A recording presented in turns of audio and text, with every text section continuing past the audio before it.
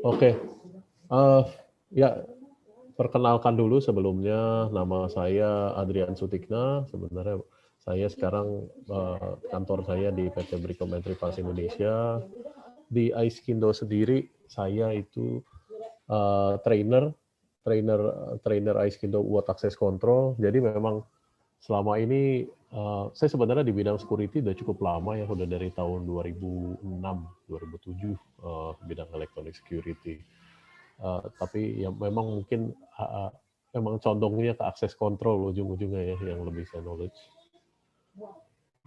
Lalu sebenarnya sekarang juga saya lagi hobi banget ngulik cyber security juga karena saya rasa cyber security ini kedepannya bakal jadi industri yang seksi. Cyber security itu salah satu industri yang sekarang kayak CCTV di zaman 10 tahun yang lalu lah, 10 tahun 15 tahun yang lalu masih barang mewah, masih masih yang pakai kalangannya terbatas banget. Jadi saya benar-benar lagi ngulik cyber security juga untuk kedepannya mungkin ya kita nggak tahu kedepannya mudah-mudahan saya bisa dapat dapat pengetahuan lebih banyak juga di sini.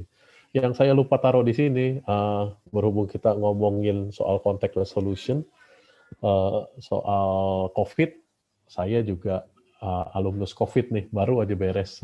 Sekitar minggu lalu saya baru di announce negatif, jadi cukup berasa untungnya saya dapat kasusnya yang mild juga. Jadi nggak terlalu parah sih, cuma demam sedikit, batuk, pilek, tapi yang lain-lainnya masih oke. Jadi jadi saya bisa nambah resume saya sebenarnya di bawah ini sebagai alumnus COVID juga sebenarnya. Jadi di sini juga ada nomor telepon saya sama email saya, email pribadi saya kalau ada yang mau menghubungin juga mau nanya-nanya. Dan juga seperti Pak Darwin juga tadi, saya juga mohon maaf kalau ada materi-materi di sini sedikit yang saya ambil dari produk lain kita juga. Jadi, karena ya saat ini yang kita mau ngambil dari experience yang kita udah punya kan sebenarnya. Tapi saya berusaha seminimal mungkin. Pertama, kenapa contactless sih? Contactless itu sebenarnya ini kita ngobrolin bagaimana virus itu menyebar kan ya. Virus itu jadi sebenarnya nyebar dari droplet-droplet kita nih. Jadi setiap kali kita ngomong, kita secara sadar nggak sadar ada kita mengeluarkan droplet-droplet dari cairan tubuh kita, dari mulut, dari hidung juga bisa. Bila seseorang bersin, batuk, itu paling banyak biasanya dropletnya. Dan biasanya juga itu bisa jatuh di permukaan benda. Rasanya semua udah pernah baca kalau di besi itu bisa tahan berapa lama, kalau di plastik bisa tahan berapa lama. Jadi ini yang sebenarnya salah satu faktor penyebar COVID juga. Jadi gimana kita harus adapt ke situ, gimana teknologi security evolve dari situ. Di tahun lalu itu evolve-nya sangat cepat terus terang sih. Nah, yang dari itu kita mempercepat teknologi mungkin beberapa tahun ya kalau saya bilang. Nanti saya jelasin di belakang. Jadi bagaimana menyebarnya virus ini sebenarnya bisa close contact juga, respiratory droplets, dan yang kita obrolin sekarang contaminated object sebenarnya. Tapi sebenarnya ada untungnya juga saya belajarin contact resolution. Ya bukannya saya bilang bagaimana sih, cuman sebenarnya dari yang saya baca kemarin sebenarnya kalau dari benda ke benda transmisinya itu tidak sebahaya kalau kita ngobrol secara jarak dekat dengan penderita COVID. Jadi perlu proses ya dan jumlah droplet yang banyak untuk menjadikan sebuah virus itu masuk ke badan kita, lalu kita jadi sakit COVID. Sekedar sharing aja. Kalau teman-teman mau lihat di Google juga itu ada sebenarnya. Jadi ini untuk supaya nggak terlalu stres juga. Cuman tetap aja kita benar-benar harus jaga diri sebaik-baiknya karena yang parahnya kalau bukan di surface berarti dia nyebarnya dari airborne, artinya dari udara jarak dekat. Jadi ini yang harus kita jaga sebenarnya. Oke, kita lihat sebenarnya pertama kalau di gedung atau di proyek Anda biasanya kan menggunakan beberapa teknologi ini ya, teknologi pakai kartu, pakai finger, kita harus menyentuh juga tombol lift, kita juga yang tadi yang dijelaskan Bu Ines, kita harus tukeran KTP segala macam. Jadi Jadi di semua operasi ini sebenarnya kita itu ada risiko untuk pertukaran virus itu sendiri di permukaan-permukaan benda ini. Jadi di level staff itu kita harus pakai kartu akses biometrik, menekan tombol lift, terus visitor menuju reception menggunakan KTP, ke gedung juga harus pakai kartu akses atau biometrik, menekan tombol lift juga. Jadi ini yang kita akan lihat. Ini ada video sedikit dari perusahaan kita. Jadi sebenarnya ini sistem yang kita coba tuju. Coba saya akan coba play dulu. The world has changed. We're no longer safe. What was once part of our lives is now the very thing that threatens it. Can we survive? Will we adapt? Will we ever truly be safe again? We can and we will with EntryPass, cloud-based visitor management system.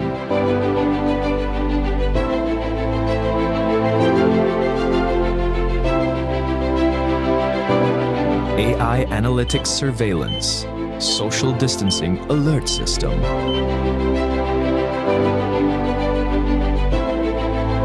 AI facial recognition with temperature, screening, and mask detection.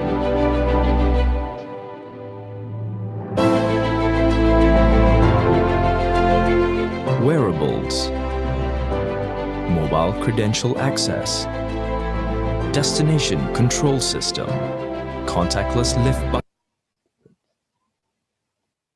button solution. We're living in the new normal, and that calls for new safety measures. The new normal is contactless. Jadi itu sedikit yang belakang karena ada logo perusahaan kita lagi, saya lagi, jadi saya cut dulu.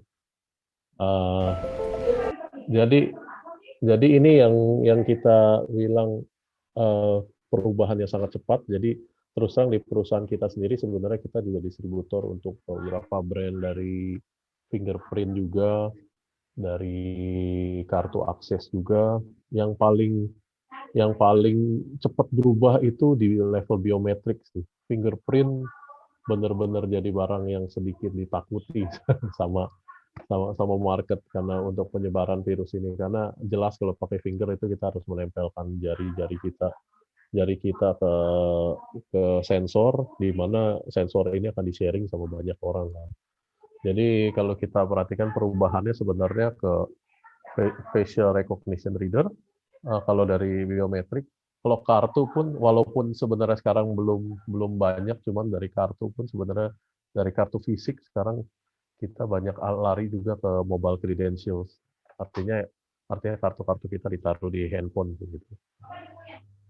Jadi ini kalau pakai facial recognition, saya rasa saya nggak perlu, semua pasti di sini udah paham facial recognition.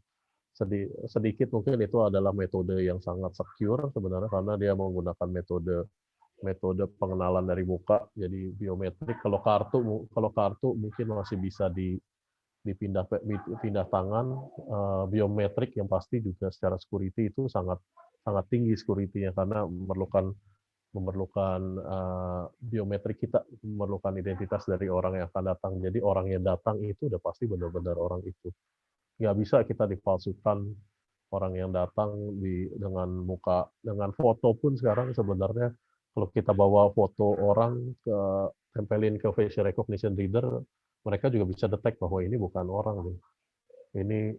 Ini gambar, ini bukan orang. Jadi hal-hal kayak gitu udah bisa improve user experience juga. Jadi biasanya dari orang yang harus pakai kartu kemana-mana atau nempelin finger kemana-mana, sekarang mereka tinggal munculin muka, sama pintu akan kebuka, gate akan kebuka. Sebenarnya yang di sisi lainnya, sebenarnya yang saya lihat di sini, ini kan benefit ya Pak. Cuman saya sebenarnya yang saya nggak tulis di sini adalah beberapa yang harus diperhatikan aja sih. Karena kalau kita pertama dari sisi speed ya, karena biasanya kalau kita pakai kartu transaksinya kan di bawah 1 detik.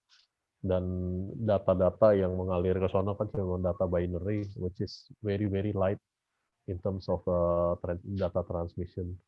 Tapi kalau kita udah ngomongin finger, ya pasti, facial recognition, udah pasti prosesnya biasanya nggak bisa secepat kartu. Itu yang harus dikasih tahu ke si end user juga.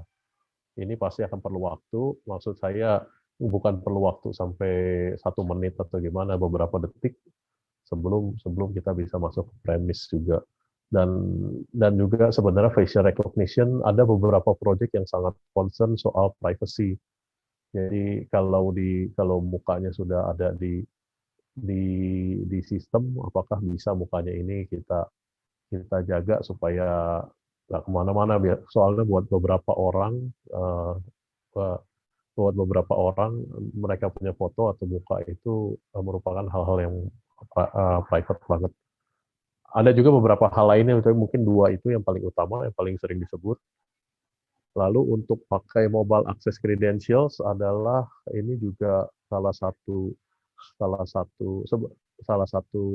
metode juga. Jadi kita taruh kartu kita itu di handphone.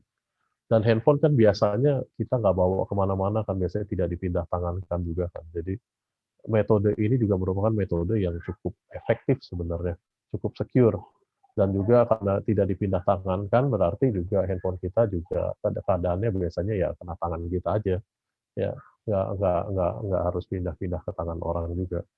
Jadi mobile access adalah salah satunya. Ini saya pakai contoh di sini yang punya HID, cuman sebenarnya saya yakin banyak brand yang udah punya mobile access ini. Saya udah ketemu beberapa brand juga. User convenience sudah pasti. Jadi kita tinggal pakai tablet kita, tinggal pakai handphone, bahkan ada beberapa teknologi yang udah bisa pakai smartwatch kita juga udah bisa dipakai. Jadi kita nggak usah bawa kartu kemana-mana. Lalu kalau kartunya hilang juga bukan masalah lagi, karena biasanya kalau sistem gini semuanya nanti cloud based, jadi tinggal ditarik aja, tinggal ditarik credentials-nya aja dari cloud itu sendiri. Ya ini juga kelihatannya juga buat environment itu, buat user ini lebih bagus. Lalu secara operasional juga makin efisien. Kita gampang banget efisien tuh dalam arti lebih ke biasanya kita kalau pakai kartu itu kita harus kumpulin kartunya, stack harus kita bagi-bagi ke orang-orang. Kalau ini semua dikirim tinggal by email, kita bisa issuance bisa di depan meja komputer kita udah bisa issue satu-satu.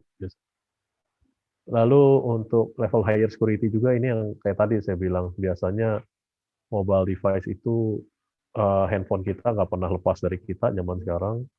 Biasanya orang kalau hilang kartu mungkin sadarnya lama, kalau hilang handphone itu udah 1 menit juga mereka udah sadar, wah handphone saya udah nggak ada nih.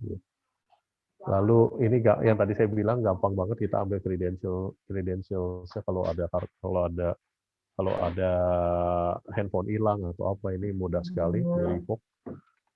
Dan juga yang biasanya kita harus pakai reader yang ada fingernya buat punya finger. Kalau handphone kita kan masing-masing biasanya punya pin juga, punya reader juga, bahkan sebagian juga pakai facial recognition juga. Jadi kita bisa bilang kita pindahkan faktor security yang biometriknya itu kita pindahkan ke device-nya masing-masing. Lalu ini karena udah dijelasin sama Ibu Ines, kurang lebih sama sistemnya yang tadi dijelasin Bu Ines, kita buat menghindari pertukaran kartu, menghindari jam dari situ. Cloud base juga di sini kita artinya biasanya tuh kalau di reception, mungkin saya ngulang sedikit, kalau di reception kita harus kasih KTP-nya diambil, di-scan, itu di mana di letak-letak paling vulnerable, karena paling rapuh, karena artinya kita punya penyebaran virus itu berada di tangannya si reception saat itu. Kalau receptionnya terinfeksi, dia megang-megang KTP setiap orang di pertukaran dan orangnya lupa di sanitize tangannya setelah itu, ya semua bisa kena. Jadi sistem yang Bu Ines punya tadi benar-benar bagus juga. Jadi satu lagi mungkin yang saya terangin karena waktunya juga cukup singkat, ini adalah tombol lift. Mungkin teman-teman di sini juga udah pada tahu sekarang banyak teknologi yang tombol lift itu dijadiin contactless, dijadiin touchless. Jadi ada alat yang seperti ini yang perlu diperhatikan kadang-kadang. Kalau ada yang sekarang pakai kaki juga kan, kalau pakai kaki itu mungkin bisa pakai pedal itu mungkin bisa untuk low rise building, mungkin 6-7 lantai masih oke lah bisa pakai pedal. Cuman kalau lantainya udah 30-40, pedalnya mau seberapa banyak tuh di lift kan nggak mungkin juga. Sedangkan kalau pakai contactless yang biasa, kita artinya sebagian orang akan pakai contactless yang kayak di contactless button buat kita keluar begitu. Itu saya ketemu satu masalah juga. Jadi ada di salah satu project di mana kalau saya mendekat ke apa namanya ke tombol lift itu semua lantai kepencet karena mereka terlalu sensitif gitu. Mereka nggak bisa bedain antara sentuhan satu, sentuhan dua ini beneran mana yang mau dituju. Begitu kita mendekat kita nyender sedikit aja semua lantai pencet semua, dan ini juga nggak benar juga kan di sistem sebenarnya. Ada juga ya, menurut saya sistem yang salah satu yang paling oke adalah yang seperti ini. Jadi mereka ada logiknya di belakangnya. Nah, kalau bisa dilihat sekarang kan ada yang pakai tisu, ada yang pakai tusuk gigi juga, ada yang pakai post-it.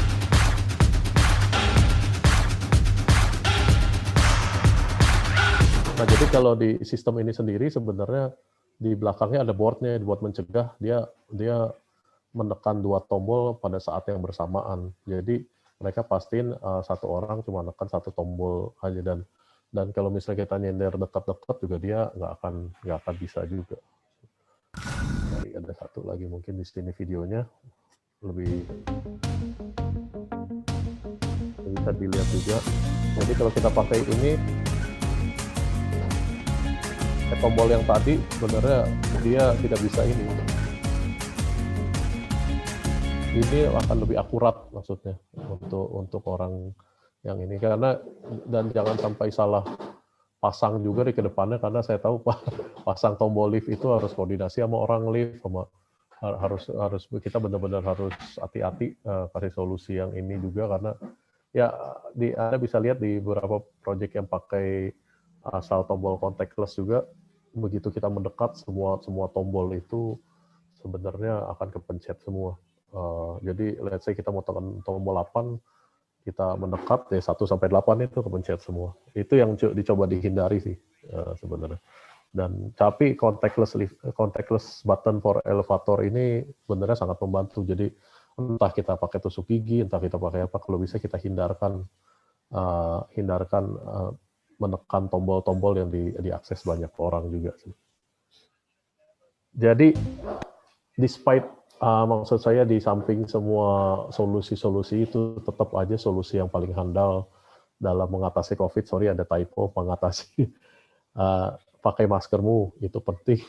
Ini tetap yang paling, yang menurut saya ini yang paling efektif dan harus diikuti semua orang.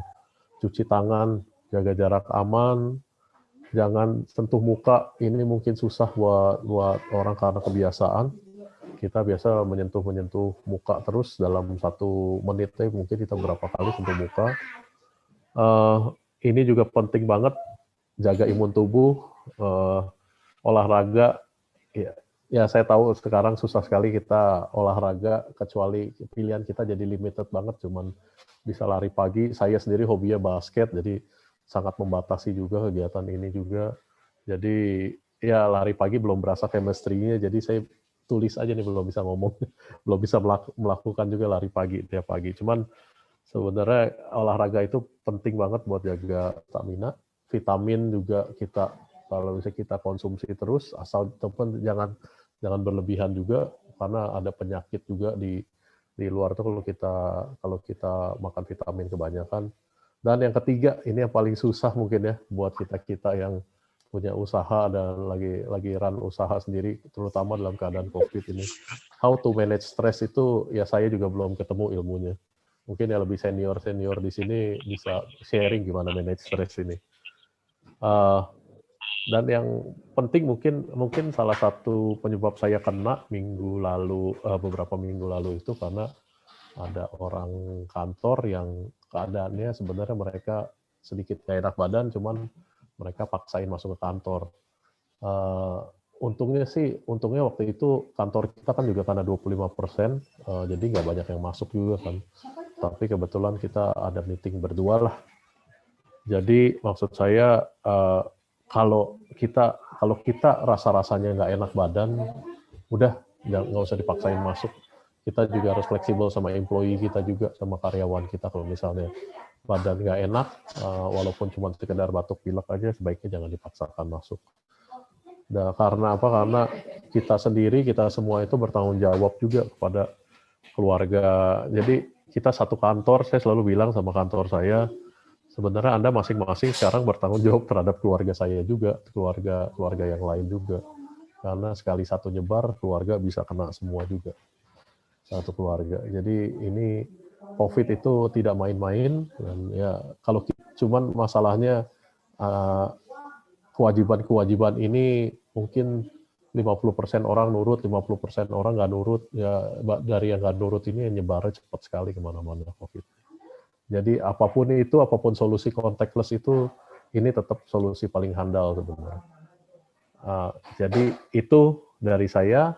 Terima kasih banyak Pak Ronald dan teman-teman di sini nih yang udah mau mendengarkan 20 menit. Saya kembalikan ke Ibu Cindy ya. Terima kasih banyak sebelumnya.